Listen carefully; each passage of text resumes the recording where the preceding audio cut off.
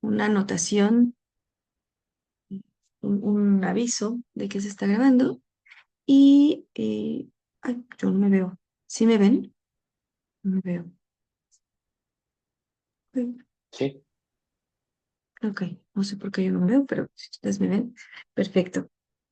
Bueno, pues bienvenidos, bienvenidas a esta segunda sesión de la serie de webinars que estamos coorganizando entre distintas organizaciones de la región eh, con la intención de generar un punto que detone el encuentro y facilite el intercambio entre actores que tenemos interés en los temas vinculados a la acción legal, específicamente comunidades, organizaciones que han emprendido litigios estratégicos en la región de América Latina. Esto lo estamos coorganizando entre varias personas y sus organizaciones y sus equipos, el Earth Law Center, el Instituto de Defensa Legal, la Coalición para los Derechos Humanos en el Desarrollo desde su área desde su programa de intercambio de recursos comunitarios y con una participación muy importante y colaboración también de AIDA en la región. Entonces, bueno, si nos pudieron acompañar en la sesión previa, eh, vamos en la segunda de 3 sesiones, es un webinar, es un ciclo de webinars. Pudimos platicar en el mes pasado, en el marco del Día Mundial del Agua, con organizaciones, con comunidades que están trabajando, más bien que están enfrentando proyectos que afectan directamente al agua, en su calidad, en su acceso a los ríos, y podemos compartir esas experiencias en esta ocasión de voz directa de las comunidades. En esta ocasión, en esta segunda sesión, vamos a platicar de casos en donde se llevaron litigios estratégicos para la protección de la naturaleza desde el punto de vista del derecho a un medio ambiente sano, y esto pues con motivo también de el recientemente transcurrido Día de la Tierra. Y bueno, en esta ocasión nos acompañan especialistas en derecho de las distintas organizaciones que antes mencioné y que a continuación voy a presentar. Por supuesto, doy la bienvenida tanto a ustedes, eh, colegas que nos ayudarán a compartir estas experiencias, como a todas las demás personas que nos acompañan el día de hoy, y agradeciendo que estén por acá. Por cierto, mi nombre es Claudia Romero, facilitadora para la región de América Latina del Sistema de Intercambio de Recursos Comunitarios de la Coalición para los Derechos Humanos en el Desarrollo, plataforma desde la cual se están habilitando esta serie de webinars.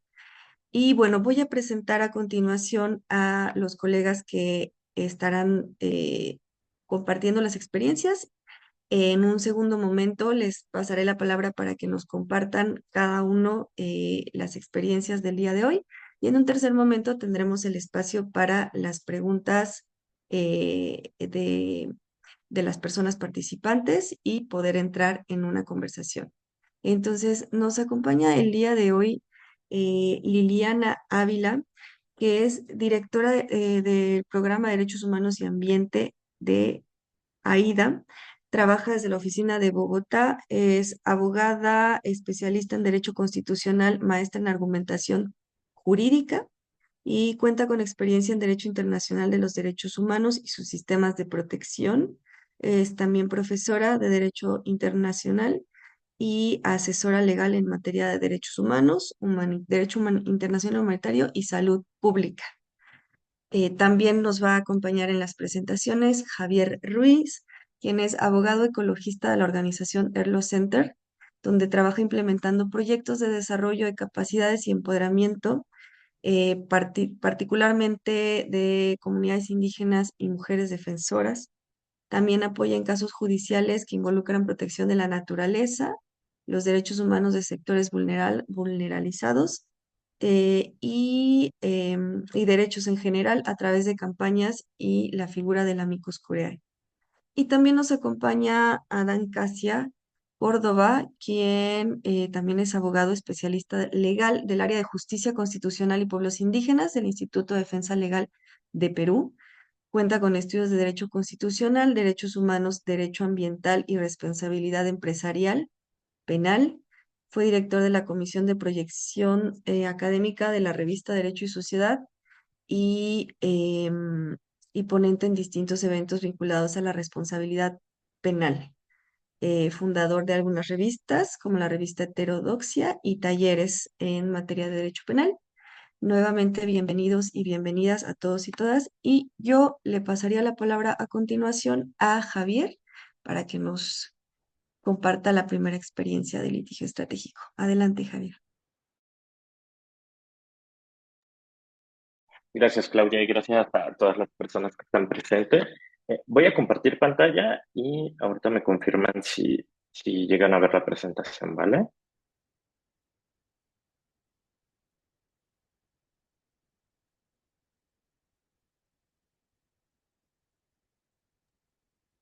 Sí, se ve todo bien. Sí, déjenme, le doy donde dice presentar. Ya, creo que ahí ya está en pantalla completa, ¿verdad? Bueno, gracias por acompañarnos en este espacio. La presentación que voy a hacer es sobre el caso del río Marañón en Perú, que fue un caso que se litigó a través del estudio de abogados del Instituto de Defensa Legal, que aquí está presente Adán. Y bueno, nosotros apoyamos el caso creando una campaña para impulsar este caso desde el litigio estratégico, pero también apoyarlo de manera jurídica a través de un documento que se llama Amicus Curiae, que es un informe técnico o un informe especializado sobre una materia en particular. ¿Por qué intervenimos de esta manera en el caso? Porque este caso fue un caso en el que se solicitó que se reconocieran los derechos del río Marañón y también lo que se reivindicara como tal el aspecto cultural de toda la cosmovisión de las accionantes y derechos colectivos del pueblo Pucama en Perú. ¿De dónde estamos hablándoles hoy? Bueno, del Programa Legal para América Latina de Arlow Center. Solamente me tengo un minuto para que nos conozcan un poquito más. Somos una organización no gubernamental que trabaja a nivel internacional, pero específicamente en América Latina trabajamos bajo estos pilares. El trabajo con las comunidades para ayudarles en un empoderamiento y un desarrollo de capacidades en el ejercicio de derechos, el apoyo a casos legales, que trabajamos mucho con los temas de justicia ambiental y el reconocimiento de los derechos de la naturaleza en la región. Y también trabajamos a nivel legislativo y de políticas públicas, cuando nos solicitan a veces apoyo para la formulación de las propuestas normativas que se van a presentar en procesos constitucionales o legislativo a nivel nacional, y también la participación que tenemos en foros internacionales impulsando la participación de las comunidades, de los activistas ambientales, las personas defensoras con las que trabajamos, y también posicionamos el tema del acceso a derechos ambientales y el reconocimiento de los derechos de la naturaleza en estos foros. ¿Qué pasa con el caso de Río Marañón? Aquí nada más les pongo una gráfica de datos en donde está inscrito este caso. En el mundo hay aproximadamente 101 casos de cuerpos de agua a los que se les han reconocido derechos. Pueden ser ríos, lagos, lagunas, fuentes hídricas. Y el caso de Río Marañón es uno de los 34 casos en todo el mundo sobre este movimiento, ¿no? ¿Esto qué quiere decir? Que no es un caso aislado, forma parte de un nuevo movimiento jurídico en la materia ambiental y de derechos, en el cual se le reconocen derechos específicos a la naturaleza y a sus elementos. ¿Qué fue lo que hizo exitoso al caso de Río Marañón? Bueno, fue un caso de litigio estratégico que se acompañó por una campaña legal, una campaña de comunicaciones y de incidencia en espacios y foros nacionales e internacionales, y también cuento con una campaña de desarrollo de capacidades para las accionantes, que son las mujeres indígenas que promovieron el caso. ¿Quiénes son ellas? Bueno, son un grupo de mujeres pertenecientes a la Federación de Mujeres Indígenas Cucama Cucamilla Huaynacana Camataguaracana, del río Marañón y Samire. ¿Esto qué quiere decir? Que ellas son habitantes de la cuenca ribereña de este río. ¿No? Este río alberga más de 29 comunidades que integran el pueblo Cucama y ellas son parte de estas comunidades. En la imagen están viendo a la directiva de su federación y ellas son las accionantes que se organizaron para defender el río. Eh, entonces, ellas ya habían participado antes en algunos otros procesos legales que posiblemente les voy a platicar a Dan en un momento. ¿Y qué es lo que hacen? Se organizan para defender el río y han tenido logros bien importantes dentro de su carrera, desde que se organizan como federación. A nivel interno, organizan a las mujeres de estas comunidades para empoderarlas en la defensa del territorio y en derechos de las mujeres. Y también han logrado que, por ejemplo, relatores como el relator de los derechos al agua y al saneamiento haya hecho una visita al lugar de las afectaciones donde se hicieron los derrames de petróleo que afectaron a su río. En estas gráficas no me voy a detener mucho porque tenemos poco tiempo, pero las dejo un momento mientras hablo. La demanda se presentó aproximadamente en diciembre de 2020. Como les mencioné, ellas fueron las accionantes. ¿Y qué fue lo que se estuvo pidiendo en la demanda? Que se reconocieran los derechos del río, que se les reconociera a las comunidades indígenas del río Marañón como las guardianas de este río y que se actualizara el instrumento de gestión ambiental que lleva años sin actualizarse y que también es una de las problemáticas que tiene el oleoducto norperuano, ¿no? Y que se le dé mantenimiento también a este oleoducto, ya que en las últimas décadas ha habido más de 80 derrames de petróleo que han estado afectando la salud del ecosistema, la salud de los pueblos y sus derechos. Entonces, aquí les voy a estar pasando un poquito de cómo es la línea de tiempo de las acciones que han llevado a cabo para hacer la defensa del río, ustedes van a poder dar cuenta que también hubo un informe de la IUCN sobre la relevancia que tiene el río Marañón para el Amazonas y sus comunidades, las afectaciones que está viviendo, algunas participaciones de estas mujeres defensoras en los espacios internacionales y también las acciones legales que se han llevado a cabo. ¿Qué más tenemos aquí? Bueno, tenemos que la primera audiencia para hacer la defensa del río fue en noviembre 9 de 2023, donde se presentaron las mujeres Cucama a exponer cuál era la problemática que estaban viviendo. También los abogados del caso a ofrecer los alegatos concernientes para la audiencia y como tal nosotros a presentar este escrito que les comentaba, el escrito de Amicus Curiae. ¿En qué consistió la defensa y el apoyo? Bueno, en Perú a nivel normativo no se han reconocido los derechos de la naturaleza. Sin embargo, lo que hicimos fue transformar la problemática de las mujeres Cucama y sus peticiones de reconocer los derechos de este río a un lenguaje jurídico y a un lenguaje no solo de derechos humanos, sino también un lenguaje de derechos de la naturaleza. Fue lo que se le expuso a los operadores jurídicos en esta audiencia y bueno, pues se les expuso que era viable reconocer los derechos del río Marañón, que había bases jurídicas para hacerlo, que se las voy a mostrar en las siguientes diapositivas. Y después, para marzo 15 de 2024, se tiene la sentencia que reconoce los derechos del río y a las comunidades indígenas del Marañón como sus guardianes. También se ordenó la actualización del instrumento de gestión ambiental. Sin embargo, hubo un tema ahí donde la operadora jurídica del caso no se manifestó sobre el tema del mantenimiento integral del oleoducto.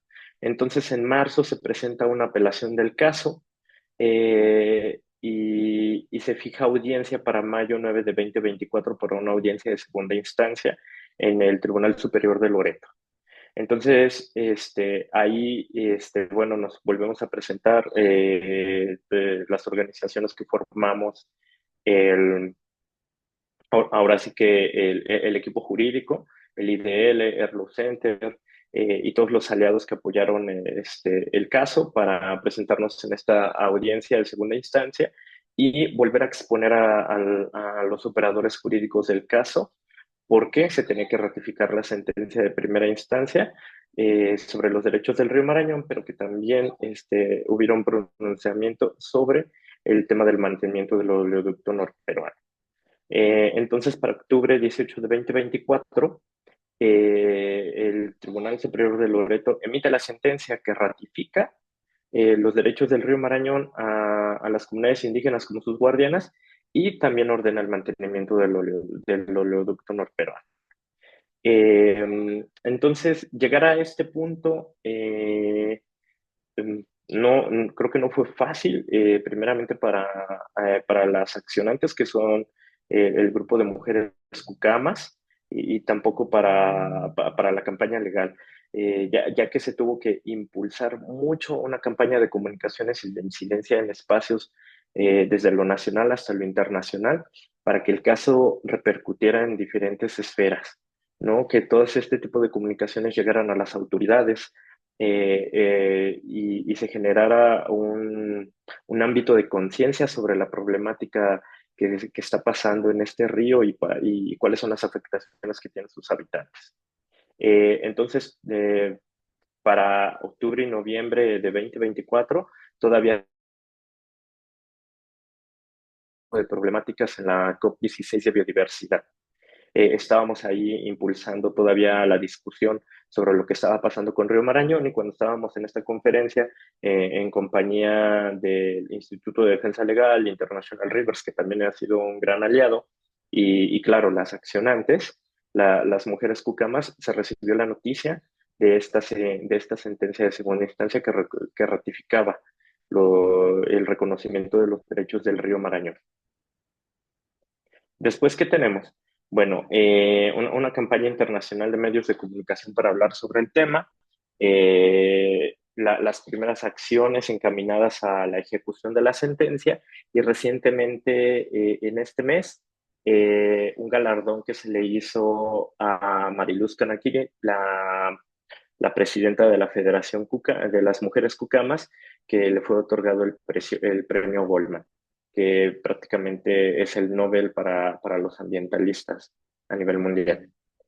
Entonces, ¿qué tenemos aquí? Las mujeres cucamas y la defensa legal había pedido que se reconociera el río como un sujeto de derechos, que se conformara un comité de Cuenca para que hubiera una representación de los pueblos indígenas en ese comité de Cuenca, que se le dé el mantenimiento al oleoducto.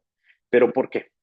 Dentro de la cultura y la cosmovisión del pueblo Pucama, el río es la columna vertebral de su vida, de su cultura, de sus actividades. Prácticamente todo gira en torno al río. Si algún día tienen oportunidad de conocer un poco más de esta hermosa cultura, creo que les va a agradar mucho cómo visibilizan el río, cómo se relacionan con él, cómo es la cosmovisión en la que el pueblo Cucama identifica al río como un ser vivo que alberga diferentes mundos y diferentes tipos de vida.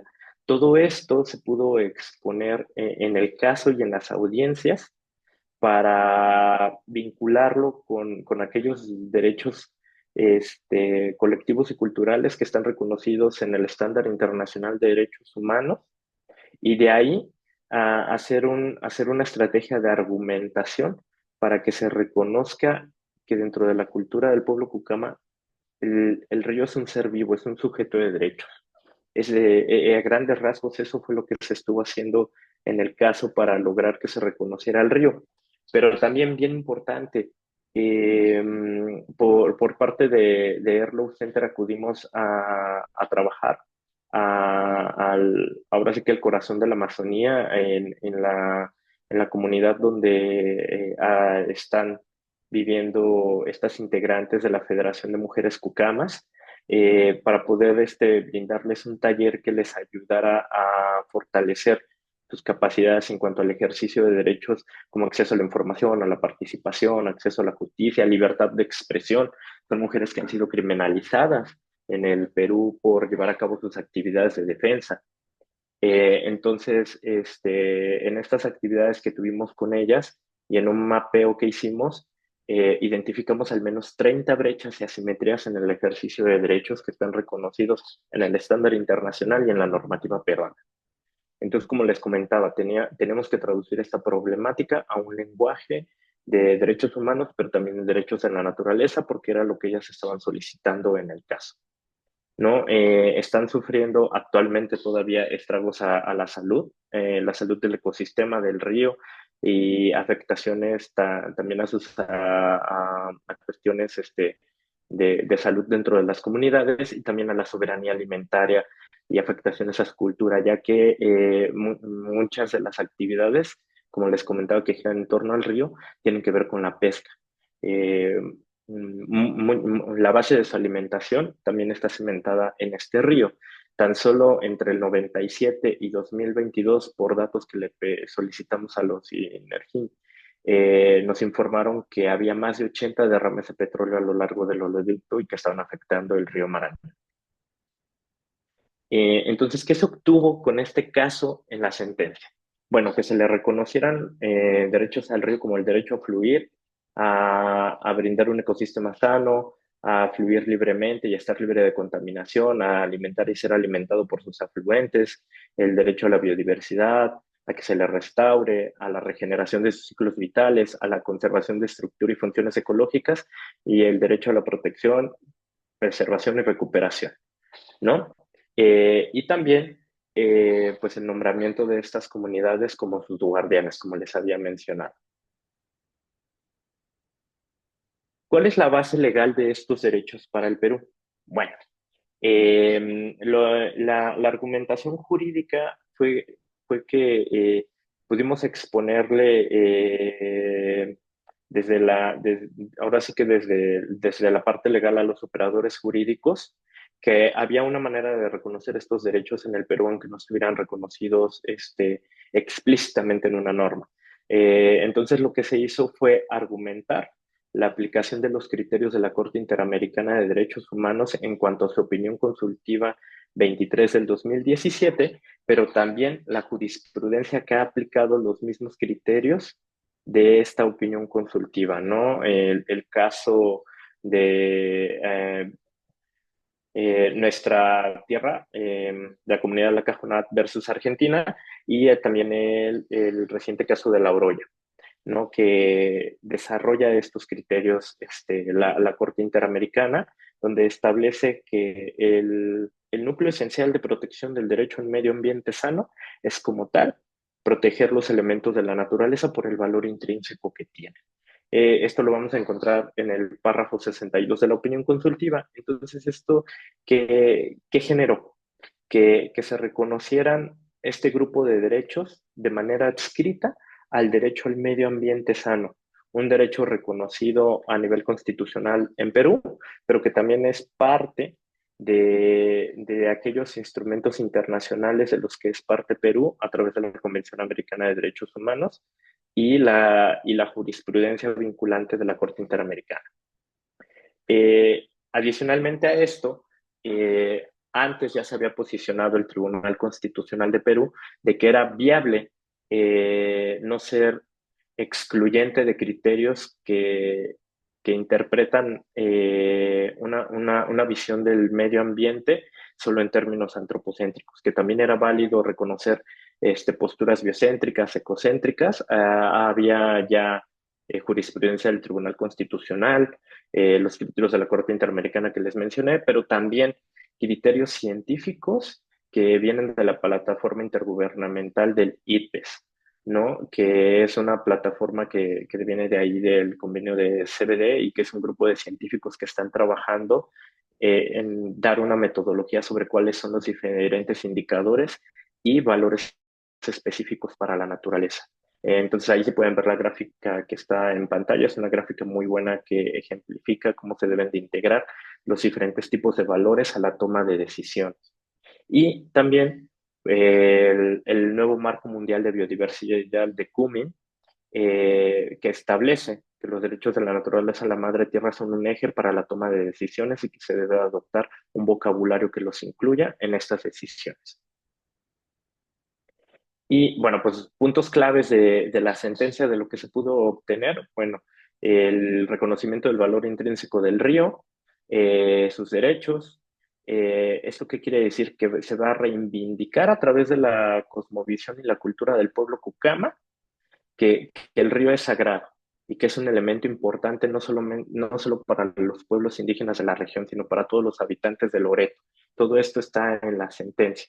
La aplicación de un enfoque ecocéntrico por el control de convencionalidad, que es la aplicación de los criterios que vienen de la Corte Interamericana y de los otros instrumentos de derechos como el CBD, y también la regulación constitucional, ¿no?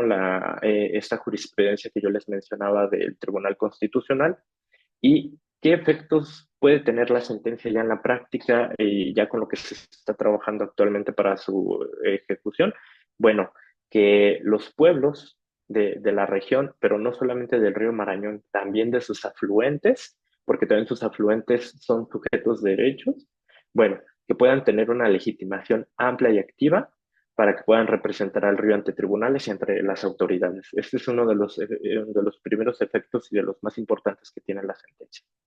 Y que estos derechos del río Marañón se pueden exigir al igual que otros derechos fundamentales en el Perú porque tienen el mismo rango que un derecho constitucional reconocido porque están adscritos al derecho al medio ambiente sano.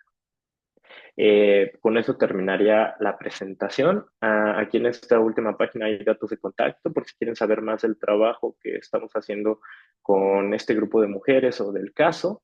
Y bueno, ahí están los logos de las organizaciones que han estado apoyando el caso desde sus inicios.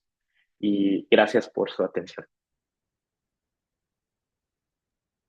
Muchas gracias, Javier, por esta presentación. Justo para quienes se acaban de unir, la idea, la intención de esta segunda sesión de webinar es conversar un poco desde ahora la perspectiva de las organizaciones que han acompañado las comunidades en estos litigios estratégicos y tocar puntos en común, ¿no? Evidentemente contextualizarnos sobre cuáles son esos casos, pero después hablar un poco de cuáles podrían ser estos principios que se están invocando, como las cosmovisiones reconocidas o reivindicadas en los territorios se están jugando en el sistema legal, cómo estas estrategias legales pues tienen una cronología, ¿no? Y cuáles son más o menos esas etapas o esos pasos, cómo es la interacción o la participación entre la comunidad y la organización comunitaria y la organización también que acompaña estos litigios y bueno, qué resultados o qué trascendencia pudieran tener estos litigios y las sentencias y las resoluciones, tanto en el lugar en el que acontecen como para el resto de la región. Entonces voy a pasar la palabra ahora a Adán para que nos pueda compartir el siguiente caso y también doy la bienvenida a Liliana, que ya está por acá, para pasar después con ella. Adelante, Adán. Sí, ¿qué tal? Muy buenas tardes con todos. Eh, Claudia, ¿crees que me puedas dar el permiso para compartir, por favor? Ya debería estar. A ver, déjame ver. ¿Ahora te parece? Sí, sí, ahora sí. Perfecto. Listo. Listo.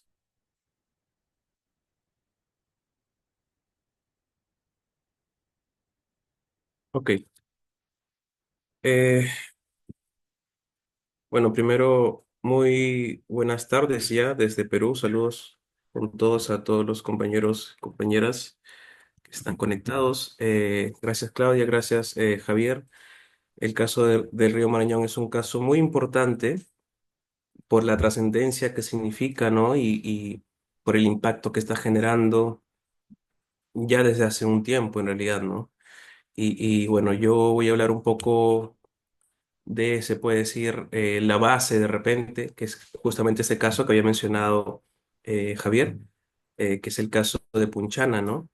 Que es un caso muy, muy relevante también porque justo de allí, ¿no? El Instituto de Defensa Legal o el equipo legal, em, aperturó un argumento muy importante que en esta sentencia eh, abre las puertas básicamente al reconocimiento de la naturaleza como sujeto de derechos. Y bueno, voy a explicar un poquito el contexto, de qué se trata, cómo hacíamos nuestro trabajo, ¿no?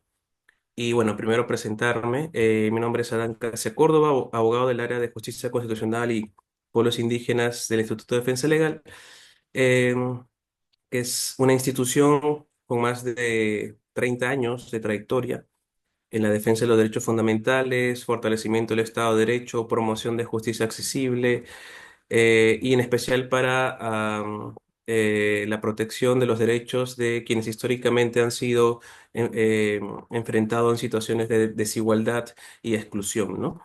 Desde nuestra área, que es el área de justicia constitucional, impulsamos acciones legales, investigaciones, estrategias de incidencia orientadas a proteger los derechos colectivos de los pueblos indígenas, comunidades campesinas y poblaciones vulnerables, ¿no? Como ese es el caso de Punchano. Y bueno, nosotros nos enfocamos particularmente en casos donde existe una afectación estructural de derechos vinculados al territorio, hasta sus servicios básicos y a la participación efectiva en decisiones públicas. Entonces, sin más preámbulo, voy a darle eh, el comienzo a lo que es este caso, el caso de Punchena, que, como les digo, es un caso relevante y que poco paso a explicar cuál ha sido el contexto, ¿no? Caso de Punchana es un caso que, bueno, se trata de dos asentamientos humanos que se ubican en la provincia de Maynas, en el distrito de Iquitos del departamento de Loreto, ¿no? Los asentamientos humanos Iván Vázquez y 21 de septiembre, ¿no? Que son habitadas por poblaciones vulnerables o de extrema pobreza, ¿no? Y bueno, la problemática allí ha sido una problemática muy estructural, ¿no? Sistemática, se puede decir, porque esta población ha vivido sin acceso al agua potable, sin sistema de desagüe ni alcantarillado, sin un servicio adecuado de recolección de residuos sólidos, ¿no? Y ha sido contaminada porque se ha vertido mediante un caño, ¿no? Que daba directamente a una fuente de agua, ¿no? Descargas de aguas servidas, ¿no? Por el Hospital de Salud, sí, y del canal, y del canal municipal que pasa por un canal, ¿no? El cual es a cielo abierto y cruza básicamente todas las casas y en épocas de lluvia es completamente eh, vivir en condiciones deplorables e inhumanas, ¿no? Este caso es muy importante, como les digo, porque no solamente resalta la vulneración sistemática, es decir, por parte del Estado, ¿no? Sino también en reconocer el derecho al medio ambiente, ¿no? Como un derecho autónomo, ¿no? Que explicaré mucho más adelante, y también el impacto en la población, en este caso, poblaciones vulnerables como los niños, las madres gestantes y adultos mayores, ¿no? Que han sido expuestos a toda esta contaminación. Aquí les dejo un poco las imágenes de eh, cómo vivía la población. Esto ha sido, creo, de fotos tomadas por el año 2018-2017. Y bueno, la población había estado viviendo en estas condiciones, ¿no? Muy, eh, se puede decir, inhumanas, ¿no? Este es el caño por donde salía. Ese es mi cursor. Esa es la caña por donde salía básicamente todos los residuos, los vertimientos de desechos tóxicos, ¿no? Em, bueno, en época de lluvia, cuando esto se incrementaba, pues era vivir en peores condiciones. Básicamente el caso ha durado desde 2016 hasta 2023, ¿no? Yo pongo desde 2021 que subió el tribunal, que subió de la segunda instancia el Tribunal Constitucional, ¿no? Y bueno, nosotros presentamos pues el caso en el año, como le digo, 2016, ¿no? eh, Primero por los dirigentes de los asentamientos humanos, ¿no? Como son Iván Vázquez y 21 de septiembre, y se demandaba pues todas estas problemáticas que acontecían, ¿no? La falta de agua, alcantarillado, la recolección de basura y todo, la contaminación por la descarga de las aguas servidas, ¿no? En 2018 sale la primera sentencia, ¿no? En la cual pues el juzgado de esa instancia declara fundada en parte, ¿sí? Porque sí reconoce esta contaminación, pero lo que ordena es implementar un acceso a servicios básicos solamente, ¿no? Lo cual, claro, no habla mucho más allá de toda la vulneración de los derechos fundamentales, ¿no? Pero reconoce la vulneración sistemática del Estado, lo cual, claro, dio una suerte de avance en esa primera instancia, ¿no? A lo cual en segunda instancia, pues, nos deniegan todo ello, ¿no? Y revoca la sentencia de primera instancia y la declara improcedente, ¿no? Nosotros, bueno, interpusimos el recurso de agravio constitucional, ¿no?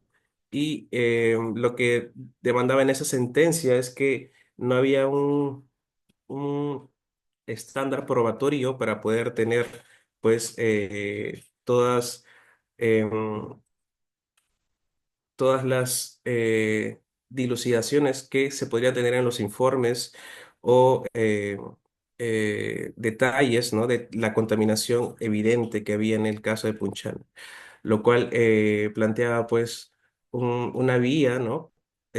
Distinta, ¿no? Pero cuando nosotros, pues, en ese momento lo habíamos cuestionado y en el Tribunal Constitucional, pues, se admite a trámite en el 2021 este caso, ¿no? Como les digo, un caso que no solamente trata del medio ambiente, sino también de los derechos sociales, ¿no?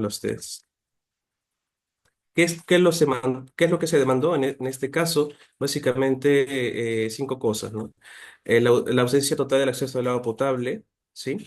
La falta de sistema de alcantarillado y desagüe, la inexistencia de un servicio regulado de recojos de residuos sólidos, el vertimiento directo e ininterrumpido de las aguas residuales y los residuos orgánicos, y la ausencia del ordenamiento territorial y gestión urbana, ¿no? Sobre todo por las autoridades como las municipalidades, la Municipalidad de Maynas, eh, y también la municipalidad de Punchana, ¿no? Porque eran justamente las competentes para poder elaborar planes, ¿no? De vivienda y, y alcantarillado y desagüe, ¿no? Sin embargo, todo esto significó, pues, ¿qué cosa? Que se incurrieran en eh, esta sistemática contaminación, ¿no? Y incurrió en consecuencia las enfermedades infecciosas y afectaciones a toda la población de Punchana.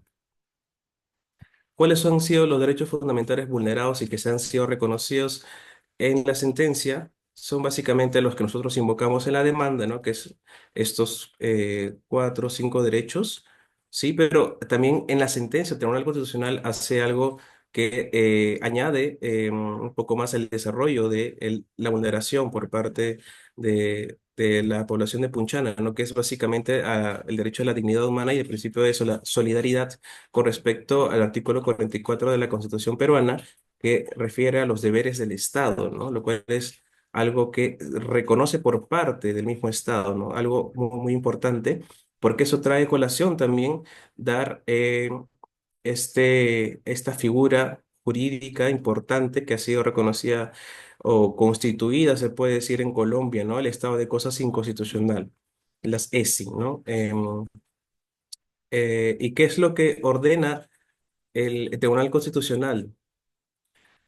Ordena cuatro cosas, tres cosas en síntesis, ¿no? Se puede decir, lo primero, que es el primer umbral que estamos también nosotros viendo en la etapa de ejecución, es el umbral del cese inmediato del vertimiento de los residuos sin tratar, ¿no? Es decir, es donde el TC ordena a las municipalidades, ¿no? Y a Salud también de cesar con el vertimiento de estos residuos, ¿no? Y que en un plazo máximo de 30 días, pues, puedan dejar de hacerlo. Sin embargo, lo siguen haciendo hasta el día de hoy, ¿no? Lo cual, pues, trae a, a ver cómo se resuelve ese problema burocrático y estatal, porque también es un tema de ejecución de sentencia, ¿no? El segundo umbral es el tema de la elaboración de un plan de acción interinstitucional, es decir, que las municipalidades en conjunto con el gobierno regional de Loreto, en conjunto con ESALud, en conjunto con diferentes entidades del Estado, ¿no? Competentes como el Ministerio de Vivienda, o el Ministerio del Ambiente, ¿no? Puedan elaborar un plan de acción, puedan elaborar un plan articulado entre ellos, ¿no? Que corresponde justamente con las asistencias estructurales, ¿no?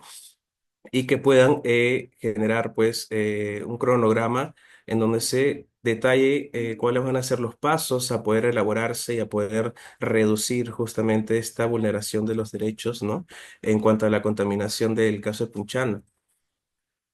Y lo otro, que es lo más importante a mi parecer, ha sido justamente también el reconocer el estado de cosas constitucional, es decir, que se ha reconocido, ¿no? Una vulneración sistemática o masiva de derechos fundamentales por parte del Estado, ¿no? Ya sea por abandono, ya sea por eh, eh, dejadez, ¿no? Es simplemente una inacción o incumplimiento por parte de las entidades estatales, ¿no? Mejor dicho, múltiples entidades estatales, ¿no? Y lo que exige, pues, es la adopción de estas acciones estructurales, ¿no? Entre varios sectores, ¿no? Y que sean constantes. Em, y es algo que nos trajo a nosotros, pues, a generar un poco cómo nosotros trabajamos a partir de esta sentencia ganado, que la ganamos en 2023, em, generar justamente un plan efectivo, ¿no? De cumplimiento de sentencia, a lo cual voy a más adelante un poquito explicar cómo se ha estado avanzando y cómo se ha estado desarrollando un poquito las acciones a nivel, ya tanto sea locales, ¿no? A nivel, o a nivel nacional. Em, Otra cosa importante también de estas sentencias es que toma en cuenta dos informes muy importantes, ¿no? Que es el informe del Laboratorio de Genética Humana, que es dada por la Universidad de los Andes de Colombia, ¿no? Y el informe de Susana Ramírez Cita, que es una antropóloga especialista en temas de salud, ¿no? Y también enfermedades infecciosas, ¿no? O de contaminación. Y las dos, pues, declaran justamente un tema muy eh, grave, ¿no? Que es la exposición de la población de Punchana, ¿no? A todas estas significancias contaminantes, ¿no? Y cómo es que hay un daño genético ya dentro de la población, lo cual representa pues un grave riesgo para la salud de la población y sobre todo en la población vulnerable, como es en los niños, las madres gestantes, ¿no? O como es en la población mayor. Lo cual también el informe de Susana Ramírez, ya a nivel un poquito más eh, específico, ¿no? También detalla un poquito cómo es que ella relaciona todos estos contaminantes, ¿no? A nivel de contaminación eh, en la sangre y también contaminación en el aire, ¿no? Y cómo es que esto ha sido, pues, significante para también todo el vertimiento de los residuos, ¿no? Como parte de ello y el respirar, eso, pues, ha sido significante para cada una de las poblaciones vulnerables, ¿no? Sobre todo, como digo, para la población más vulnerable, como son los niños o las madres gestantes. Em, También, como les había señalado, ¿no? El estado de cosas inconstitucional ha sido clave que se reconozca en esta sentencia, pues, como les digo, detalla una serie de consecuencias que traen a colación acciones para poder remediarlo, ¿no? Y para poder accionarlo de diferentes tipos de sectores que generan, pues, una suerte de plan articulado también entre diferentes entidades, ¿no? Y exigirles justamente que sea un plan efectivo para toda la articulación de esos planes. Y por eso voy a traer a colación una definición de Silvia Sánchez Gómez, que es una abogada de la San Marcos de Perú, em, que poco define qué es el estado de cosas inconstitucional, ¿no? Que es básicamente una violación masiva de derechos fundamentales, como habíamos dicho, originada por un conjunto de hechos u omisiones estructurales que el sistema estatal no ha sabido, querido o podido resolver, básicamente, ¿no? Es decir, una violación sistemática, ¿no? Por parte del Estado, una violación por parte, ya sea por inacción u omisión, ¿no? Y cómo es que esto ha traído graves consecuencias, ¿no? No solamente a la región de Loreto, en realidad, sino a las regiones, eh, bueno, fuera fuera de Lima, porque básicamente toda la Amazonía no tiene ninguna planta de tratamiento de agua, por ejemplo. Podemos hablar también del caso de Puno, podemos hablar también del caso de Apurímac, podemos hablar también del caso de, no sé, ciertos sectores de Ucayali, ¿no? O sea, es básicamente una consecuencia sistemática, ¿no? Por el abandono del Estado. Y por qué esto nos permitió a nosotros justamente elaborar una suerte de ventaja, ¿no? O una suerte de plan de acción que podamos generar justamente a partir de este reconocimiento sistemático de vulneración de derechos, porque esto nos permitió a nosotros justamente elaborar cómo nosotros vamos a trabajar a partir de diferentes secciones, ¿no? Ya sea, como le dije, a nivel local, ¿no? Y cómo vamos a tener que intervenir respecto a ello para poder hacer una buena ejecución de sentencia y que sea efectiva. Como bien se ha reconocido, ¿no? La finalidad de esto es pues tener una remediación, ¿no?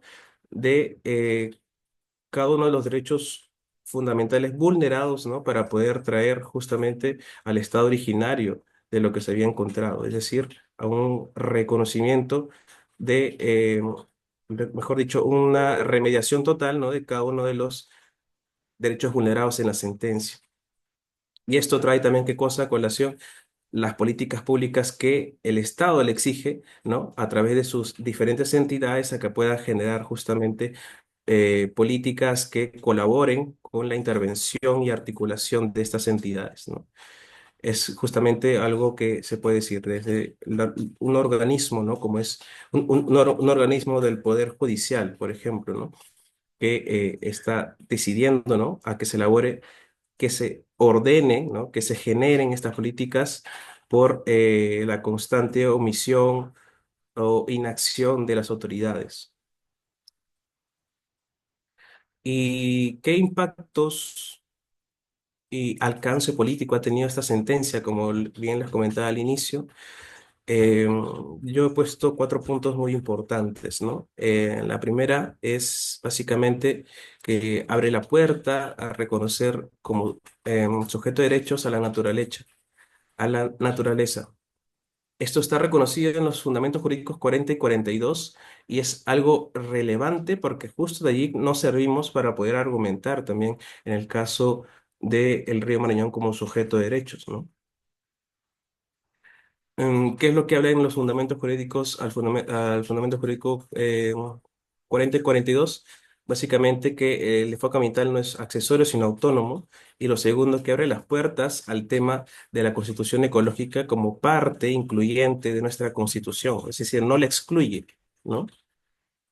Y al momento de debatir ese tema, abre las puertas, ¿no? Al enfoque ecocéntrico y cómo este puede servir justamente a la discusión. Básicamente entra a la discusión, entra el debate, pero no lo plasma, ¿no?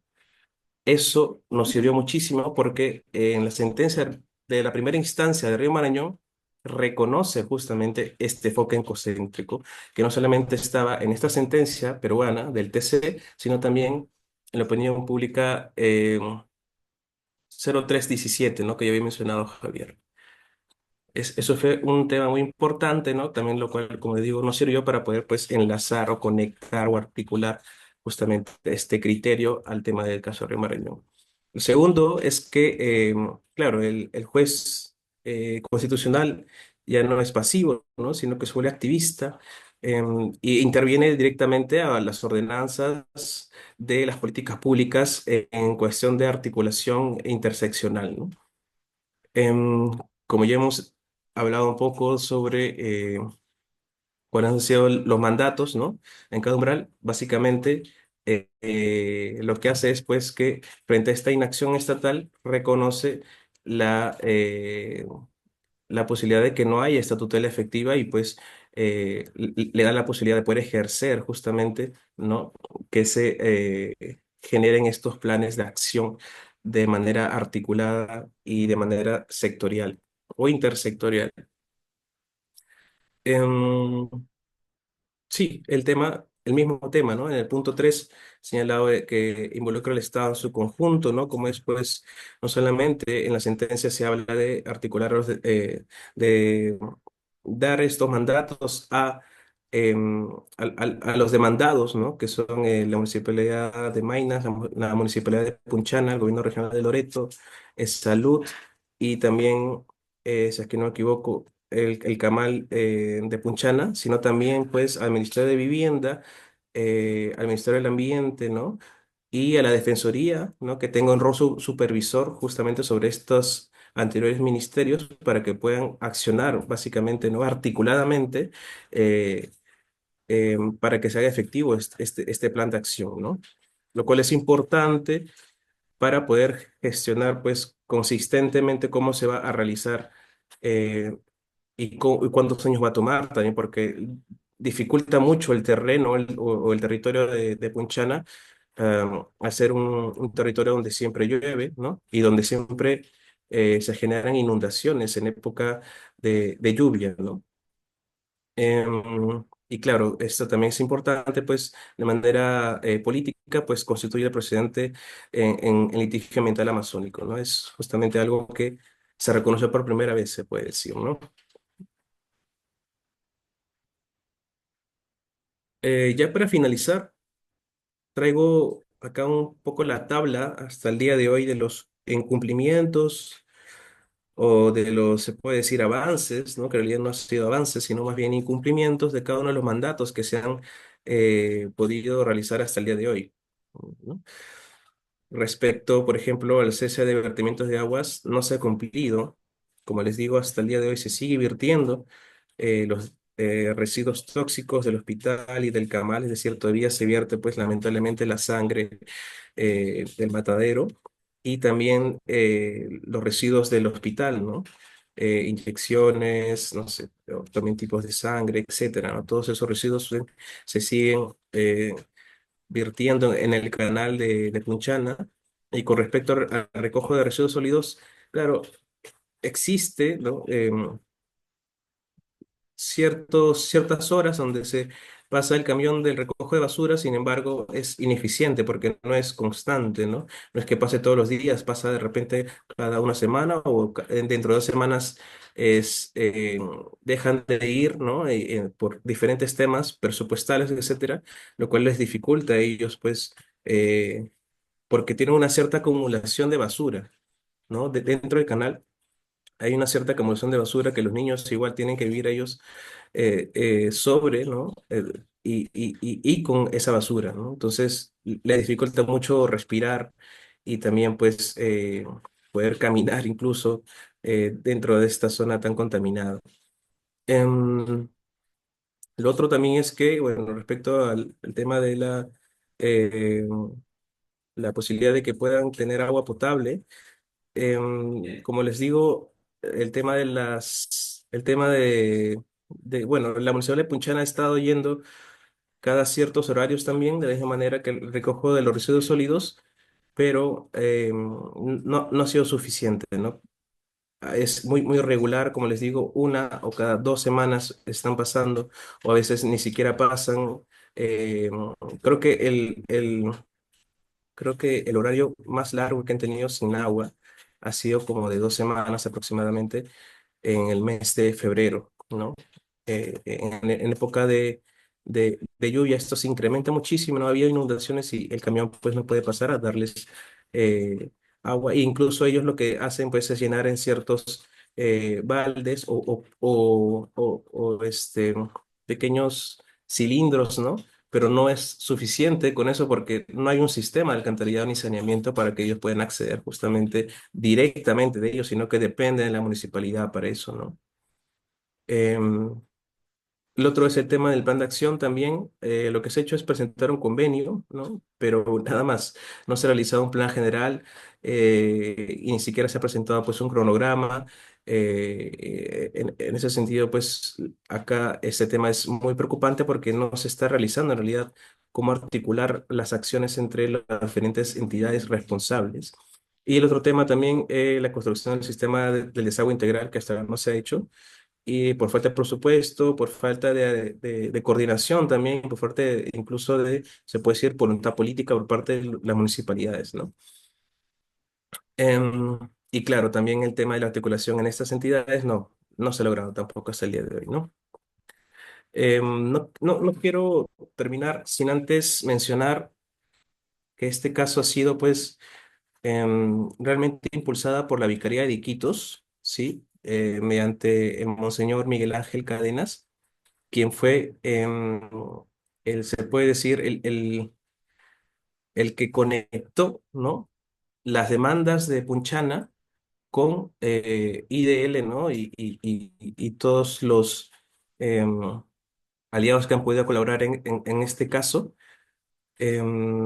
sobre cómo es que ellos han podido tener todas estas dificultades, problemáticas estructurales, ¿no? Y Miguel Ángel de alguna manera las sintetizó y pudo expresarlas para ellos, ¿no? Porque, claro, es muy difícil también convivir y poder expresar todas estas dificultades, ¿no? De manera pública. Entonces, él fue básicamente el impulsor de ello, ¿no? Y lo que se ha logrado, pues, es básicamente una sentencia muy importante, ¿no? Como les digo, para ellos y para el futuro de Punchana y diferentes asentamientos humanos, que se repita no solamente como antecedente o precedente a nivel nacional, sino también a nivel local, ¿no? Entonces, eso básicamente quería mostrarles el trabajo que hemos hecho aquí, ¿no? Que hay una foto, se ha socializado, ¿no? Junto con la población de Punchana y fuimos un poco a darles a conocimiento de lo que se ha ganado y lo que se iba a hacer en ese momento. Entonces, eso básicamente, muchas gracias. Muchas gracias, Adán. Perdón, no te quise interrumpir, que estamos un poco sobre tiempo. Muchas gracias por la exposición. No voy a hacer ningún intervalo para darle la palabra directamente a Liliana para que nos alcance a su presentación y alguna conversación final o preguntas que tengamos. Nos ayudaría mucho si las preguntas que tienen las anotan por acá, ya sea que en esta sesión nos alcance alcancemos a responderlas o las pasemos a la siguiente sesión. Algunas las conectemos para ir optimizando un poco el tiempo. Adelante, Liliana, bienvenida. Muchas gracias, Claudia. Mi nombre es Liliana Ávila. Yo soy abogada del programa de Derechos Humanos y Ambiente, directora del programa, y les voy a compartir hoy nuestras reflexiones en torno a un caso muy relevante para la justicia ambiental en la región que tiene que ver con la Oroya contra Perú, una sentencia fallada el año pasado por la Corte Interamericana de Derechos Humanos. Yo quisiera que por favor me autorizaras, Claudia, para compartir pantalla. Aquí está. Ah, ya está. Debería, ¿no te sale todavía? Ya. A ver, espérate, lo busco. Sí, ya. Solo son unas fotos para contextualizar el caso. No tienen texto, pero si ustedes un poco vean de qué estoy hablando cuando hablo de La Oroya. La Oroya es una ciudad que queda como a 300 kilómetros de Lima por la carretera central. Y hace más de 10 años se instaló ahí un complejo metalúrgico del mismo nombre, La Oroya. Y ese complejo metalúrgico fungía varios metales diferentes. Y por supuesto, si ustedes ven, un poco cambió toda la infraestructura y las dinámicas existentes en un municipio que hace 100 años era un municipio pequeño sobre la carretera central y ahora fue una ciudad que un poco empezó a crecer también a partir del crecimiento del complejo metalúrgico. La Oroya por muchos años fue una de las ciudades más contaminadas de América Latina porque el procesamiento de estos metales produjo graves impactos en la contaminación del aire de La Oroya. Los niveles de contaminación eran infinitamente mayores a los autorizados, a los considerados estandarizados por la Organización Mundial de la Salud y aún por las normas propias de la normativa interna peruana. Y eso generó impactos diferenciados en mujeres, en adultos mayores y en niños. Em, Ustedes ven, de hecho, esas montañas en blanco que se ven tienen que ver también con los impactos de la contaminación.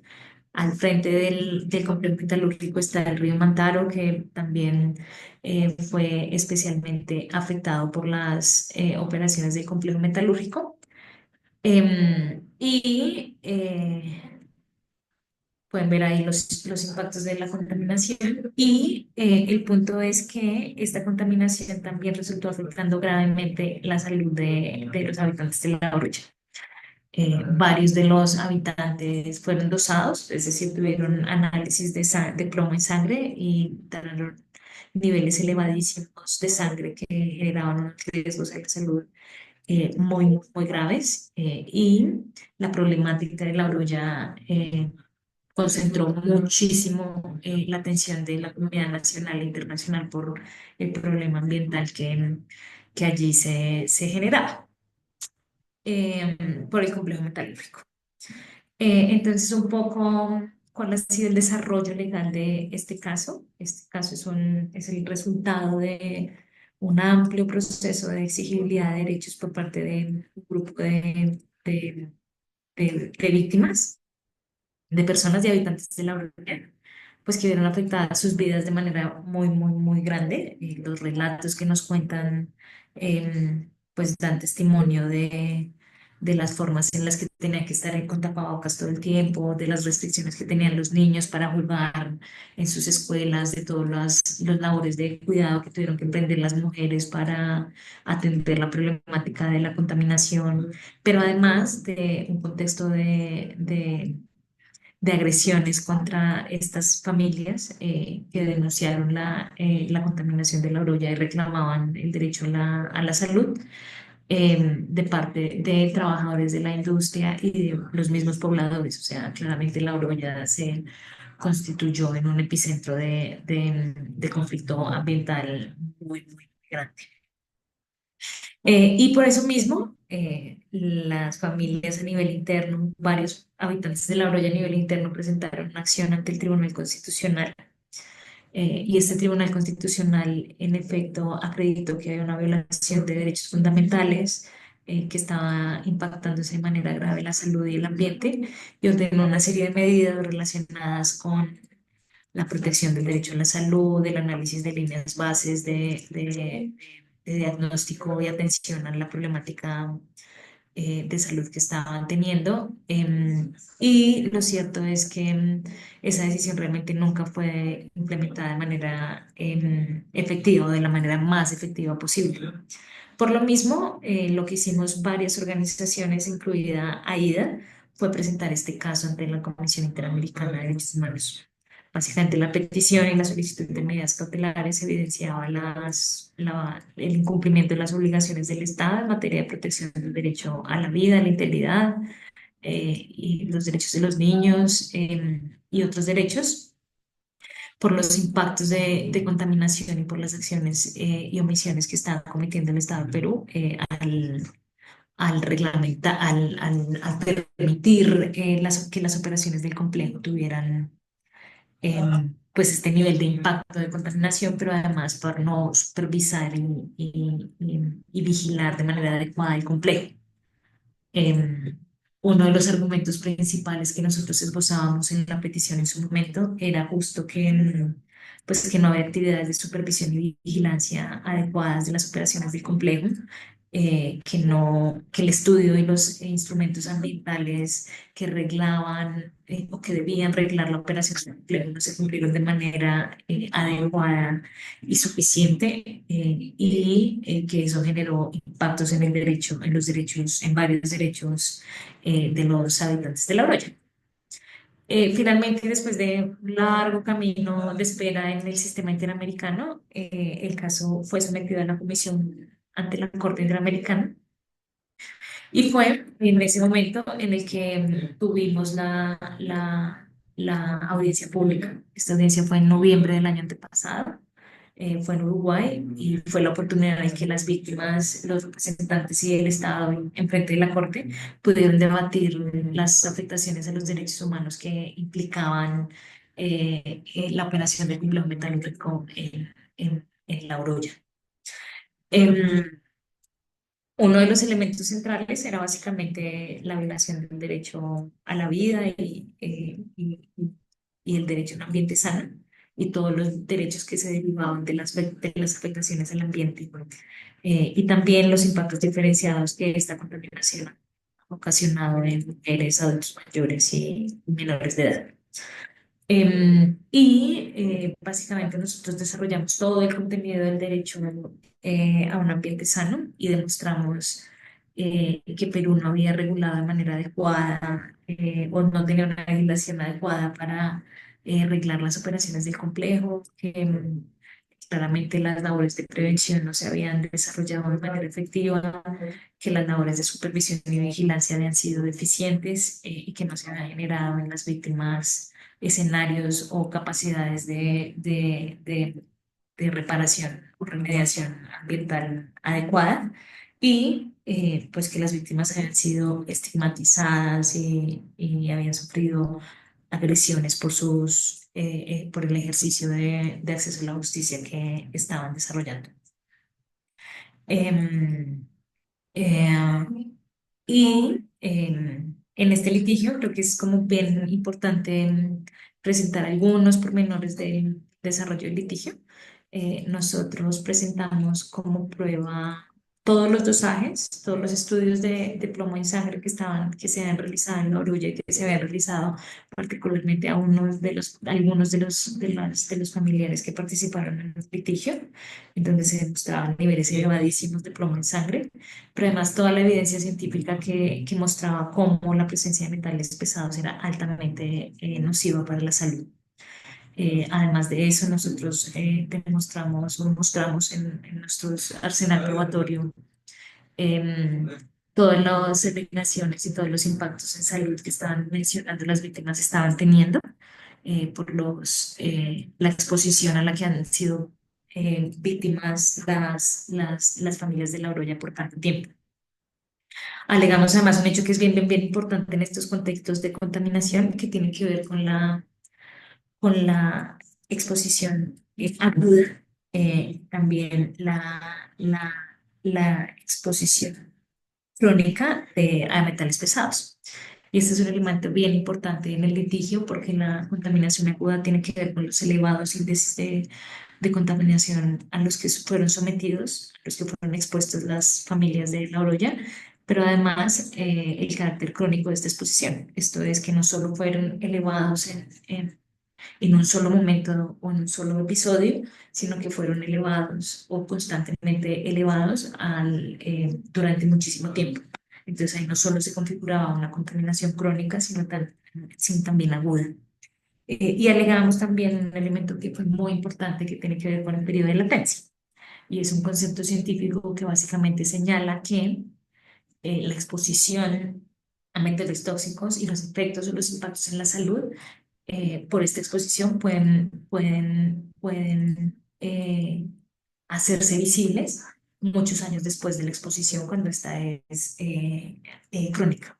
Entonces, tal vez muchas personas que en este momento mostraban niveles de sangre, de plomo en sangre, de metales pesados en sangre, normales o regulares, podían estar enfrentando o desarrollando enfermedades asociadas con la contaminación y con la exposición muchos años después, producto de este proceso de latencia y de contaminación crónica.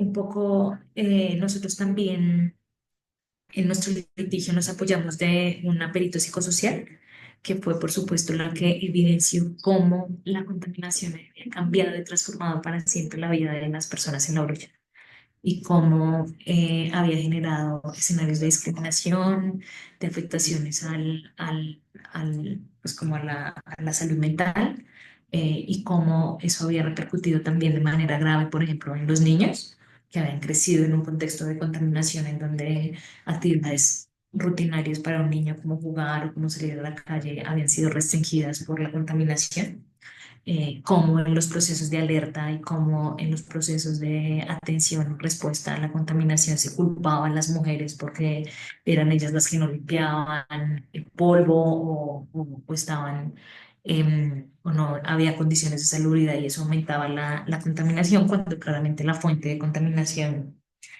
claramente era el complejo metalúrgico. Entonces, con eso, o sea, digamos que con ese tipo de argumentos, finalmente nosotros presentamos nuestros alegatos y en nuestros alegatos, pues claramente demostramos que no era un hecho controvertido, que La Oroya era una de las ciudades más contaminadas del mundo, que el Estado lo había reconocido en su litigio, que no había controversia sobre los altos niveles de metales tóxicos en la sangre de las personas dosadas, porque había prueba científica dentro del expediente que mostraba esos dosajes.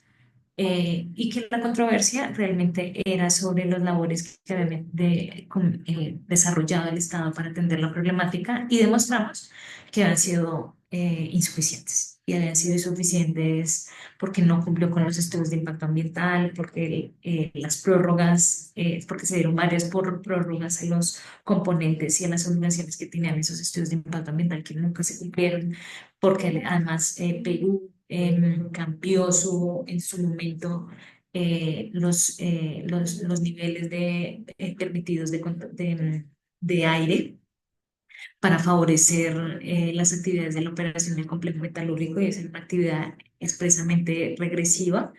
Pues finalmente tuvimos la decisión. La decisión la conocimos en abril del año pasado y insistimos en que es una de las decisiones más importantes para la justicia ambiental en la región y en el mundo por varias razones. La primera porque es el primer caso que habla de manera directa y específica y desarrolla el problema de la contaminación y sus impactos en derechos humanos de manera tan directa y tan profunda. Por supuesto, la Corte había hablado y había ya reconocido en varios casos la violación del derecho a un ambiente sano, pero en esta fue especialmente... fue ese análisis fue especialmente desarrollado. Y segundo, por los contenidos y el alcance mismo de la decisión, la Corte declaró la responsabilidad del Estado y declaró la responsabilidad del Estado porque encontró que el Estado no había garantizado la vida e integridad de las personas de La Oroya al favorecer el desarrollo de las operaciones del complejo metalúrgico, al no realizar actuaciones de supervisión y vigilancia. Y aquí, pues es como importante, y este es como el gran núcleo de la decisión. em, el debate con el Estado era un poco que el Estado argumentaba que no había prueba de las afectaciones en salud, que realmente las víctimas alegaban tener más enfermedades, pero que no había prueba de que esas enfermedades tenían una relación con la contaminación del complejo metalúrgico. Y ahí lo que la Corte dijo de manera muy acertada fue que realmente en este tipo de contextos solo es necesario probar la exposición y el incumplimiento de los deberes de protección del Estado para derivar de ahí su responsabilidad. Entonces, pues claramente en este tipo de casos de contaminación, tener la prueba directa que asocie la enfermedad con la contaminación es muy difícil. Eso desde el punto de vista científico no funciona de esa forma, pero el análisis legal que hizo la Corte sí permitió evidenciar pues, que el Estado era responsable por la exposición al riesgo y por no gestionar de manera adecuada ese riesgo en favor de la protección de los derechos de las comunidades de La Oroya. Finalmente, y ya para terminar, a un año de la decisión de la Corte, nosotros pues creemos que que la sentencia es una forma en sí misma de reparación para las víctimas. Estas víctimas, como les conté, habían sido durante el proceso vilipendiadas, desconocidas, y la Corte lo que hizo fue, con su sentencia, reconocer su condición de defensoras ambientales. Ese fue un proceso de dignificación y de reconocimiento muy importante. Pero sin embargo, la implementación de la sentencia tiene retos gigantes con la operación del complejo metalúrgico que sigue desarrollándose. ahora en otras condiciones un poco más disminuidas, pero en todo caso la fuente de la exposición y la fuente de la contaminación sigue estando ahí. Y se desconocen las medidas que está tomando el Estado para prevenir y supervisar la operación de este complejo, pero también por todos las deficiencias que tiene el Estado de Perú para dar cumplimiento a este tipo de decisiones y para generar los mecanismos de remediación ambiental y de reparación directa a las víctimas que la Corte demanda. Yo dejo por ahí, agradezco mucho también pues la oportunidad de participar y contarles esta experiencia de La Oroya. Realmente ha sido un litigio fascinante, muy importante para AIDA y para la región. Y, y quedamos atentos a sus comentarios y que estamos también muy cortos de tiempo, así que dejo por ahí. Muchísimas gracias, Liliana. Muy interesante también este caso. Los tres han sido sumamente interesantes. Voy a abrir directamente el espacio para preguntas o comentarios que pueda haber de quienes nos acompañan. Ya sea que lo quieran poner aquí al lado o que quieran tomar la voz, como gusten. Este es el momento para hacer preguntas o comentarios.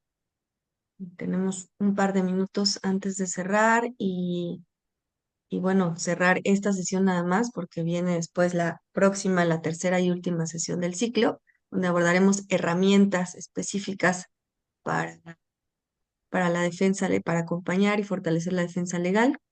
Varios panelistas ya pronto verán el cartel, pero bueno, ¿alguna pregunta para los compañeros que hoy nos expusieron?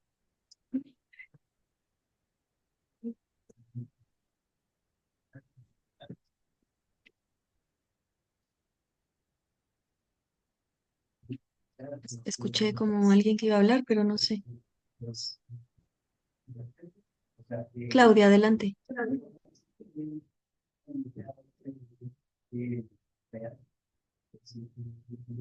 Claudia, vi que Hola, buenas levantaste. tardes. Bueno, no sé si tardes, días, digo, yo estoy en México. Yo soy Claudia, represento una organización que se llama Urbe León. Estamos basados en León, Guanajuato, en México. Sí me escuchan todas y todos, ¿verdad? Sí, Súper. Digo ahí, muchas gracias por la exposición, tanto a Javier, a Adán, a Liliana. Nos conectamos a estas reuniones porque lo vimos en una plataforma en la que somos parte, que se llama Red Hoja. Es sobre jóvenes en temas ambientales y demás, y también porque acá en León justo desde hace un par de años hemos presentado casos de litigio estratégico en materia de medio ambiente y de movilidad, también relacionada con el tema de la contaminación ambiental y demás, ¿no? Digamos, para garantizar el derecho tanto a la movilidad segura y sustentable, pero también a un medio ambiente sano, ¿no? Entonces han sido como nuestras líneas. Y hemos tenido un poco de todo también en estas experiencias, así como ustedes nos comentan, algunas buenas, otras malas. En México, digamos que el sistema de justicia, el Poder Judicial, pues es un tema complicado que también estamos a punto pues, de tener como votaciones para ese tema. Pero bueno, en resumen, básicamente hemos tenido como de todas estas buenas y malas experiencias y últimamente nos enfrentamos, digamos, como a otros temas particulares que me gustaría consultar con ustedes cómo ha sido o cómo fue la experiencia en estos casos. Sobre todo ahí el caso de Liliana, que entiendo se demanda al Estado como por no garantizar los derechos, ¿no? de las personas. Pero también el tema de la iniciativa privada, cómo ahí las empresas tienen, digamos, como cierto poder ante estos casos.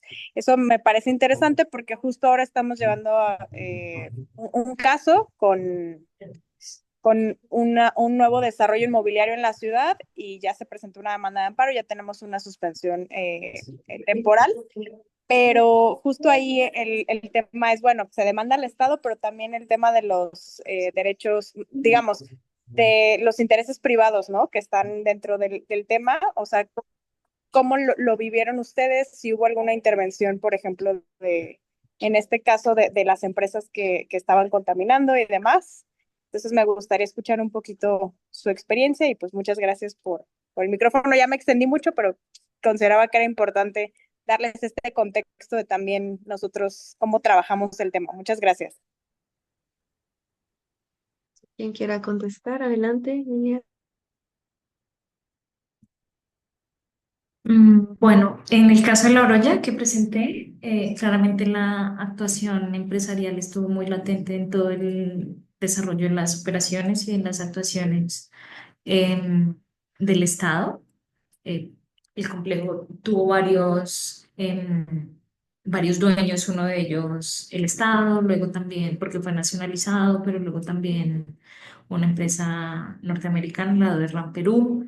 em, em, y en los peores momentos de contaminación, pues sí era muy fácil evidenciar cómo había una, una, una falta de regulación del Estado que básicamente beneficiaba a las empresas, entonces a la empresa. Entonces, como ahí había un matrimonio que hacía que la protección del derecho a la salud fuera incompatible con los procesos que estaban mandando la gente de protección a la salud.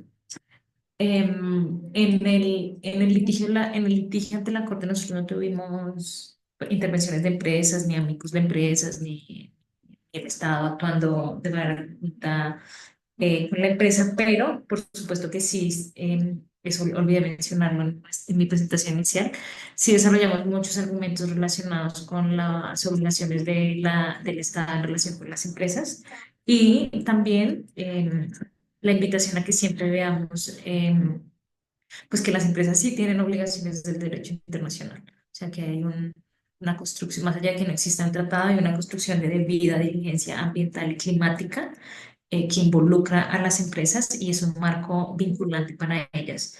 Entonces, claro, este era un foro en donde realmente estábamos reclamando la responsabilidad internacional del Estado, pero desde el punto de vista del derecho internacional, del derecho nacional mismo, las empresas tienen responsabilidad, ellas no tienen impunidad absoluta, el régimen de responsabilidad es diferente, pero ahí es importante revisar y seguir fortaleciendo los argumentos relacionados con debida diligencia ambiental y climática y todas las responsabilidades que tienen las empresas en ese contexto.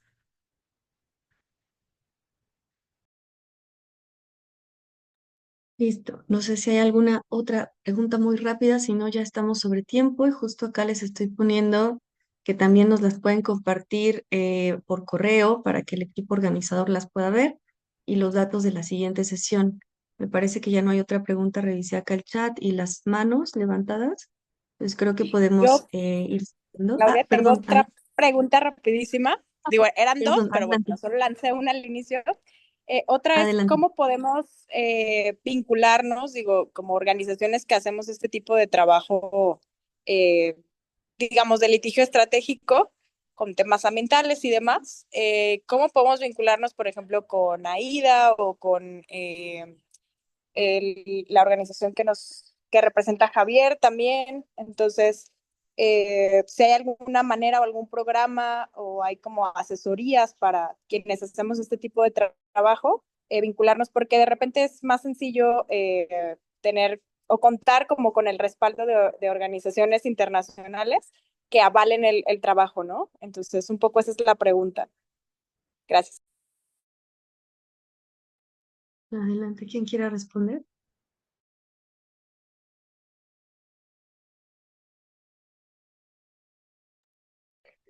Yo ya les dejé ahí mi mail de contacto. Igual pueden acceder al sitio web de Airlaw Center. Allí en el chat de la videollamada dejamos un link donde pueden ver información del caso de Río Marañón, pero también a través de ahí nos pueden contactar. Entonces, pues lo que necesiten. Y para el caso específico de lo que mencionas en México, pues igual ahí me puedes mandar ahí un poquito de preguntas o de planteamientos ahí a ver con qué te podemos ayudar. Muchas gracias, Javier. Sí, de la misma manera, Claudia, bueno, ahí estoy dejando mi correo y también el enlace directo al portal del IDL de los pueblos indígenas. Básicamente está todas las notas de prensa, trabajos, publicaciones que hacemos y bueno, ahí también está el correo institucional para que puedan cualquier tipo de contacto, pues escribirnos a ese correo, ¿no? Entonces, ahí está. Muchas gracias.